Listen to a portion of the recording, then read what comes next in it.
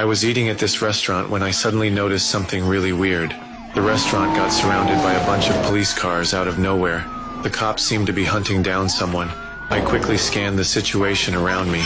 There was just an elderly couple and 2 kids playing in the restaurant. I immediately realized these cops were here for me. Without any hesitation, I put down my fork, paid my bill, then I placed both hands on the table. Right at that moment, 2 fully armed officers burst through the door. Police! Don't move! Don't move! Don't move! Don't move! You're gonna slide out from behind that booth, nice and slow. Do it now! They had no idea I was actually a retired major. I could have easily taken them out, but I chose to stay quiet. I cooperated and raised my hands. I wasn't scared of these 2 motherfuckers. I had just arrived in this unfamiliar small town. I was planning to get familiar with the place first. The cops escorted me to the police station. A female officer came over with a registration form. She wanted to ask for my personal information, but I didn't say anything. I carefully observed every detail in the police station.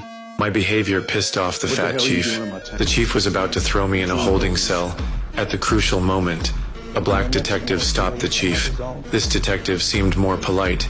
He took me into a conference room alone. He explained why they arrested me. Last night, a brutal murder happened in town. The victim was shot twice in the back of the head with 9mm bullets at close range. After confirming the target was dead, the killer not only picked up the shell casings, but also beat the victim for a long time. Finally, he casually covered the body with a flat piece of cardboard. This morning, a witness claimed they saw me near the crime scene, so they decided to arrest me. After hearing the detective's description, I decided to defend myself. I didn't kill anybody. At least not recently. And not in this town. From the detective's preliminary description of this murder case, I quickly analyzed tons of details about the case. 3 men dropped this body. Enlighten me. Shooter was someone who knows firearms well. Bullets were small caliber, 9mm, 95 grain, that's subsonic. A silencer was used. He also knew enough to pick up his brass. This wasn't a first-timer. This was someone who knew how to conduct a quiet, effective kill.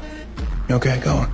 You're also looking for a psycho who'd beat up a body post-mortem. Someone completely unhinged. Totally different profile from your professional shooter. Something wrong? No. You said there were 3. Your psycho isn't suddenly going to be rational enough to know he has to hide the body, and your meticulous shooter isn't going to do a sloppy job with roadside cardboard. Though the 3rd guy's so worried about getting out of there, he grabs some nearby debris and just lays it across the corpse. You said the victim was big, so most likely his feet were sticking out, and that's how he got spotted. Tall people never have enough room for their feet. Interesting theory. After hearing my analysis, the detective totally agreed with my reasoning, but he still questioned my motive for being at the crime scene this morning. I had to explain to him. I just happened to get off at the nearby bus station. I'm from out of town. The reason I came to this small town was to pay respects to a blind blues singer.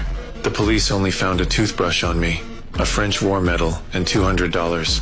My belongings were pretty basic. I traveled 900 kilometers to mourn the deceased. He thought I might be lying. Therefore, until they found key evidence, they decided to detain me temporarily. Later, the female officer looked up my personal file. After seeing my real background, they were all shocked. West Point graduate, Silver Star, Defense Superior Service Medal, Legion of Merit, Soldier's Medal, Army Commendation Medal, Bronze Star, a 2nd Silver Star, and a Purple Heart.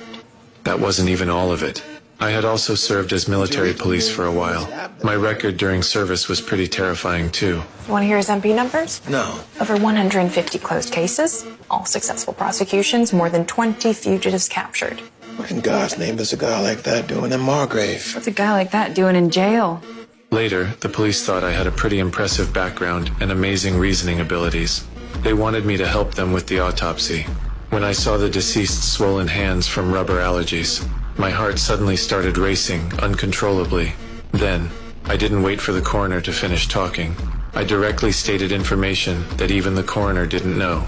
Killers must have worn some kind of polyvinyl protective suit to keep blood DNA off themselves. The victim grabbed it in the struggle, causing his fingertips to swell in a histaminic reaction. His dental work's off because he had his teeth fixed wherever he was living at the time. Broke his right arm when he was 8, had it set in Berlin. Had his tonsils taken out at 10 in Seoul. When I saw the body, my guess was right. This victim was actually my brother I hadn't seen in years. We were wrestling. I pinned him against the stove.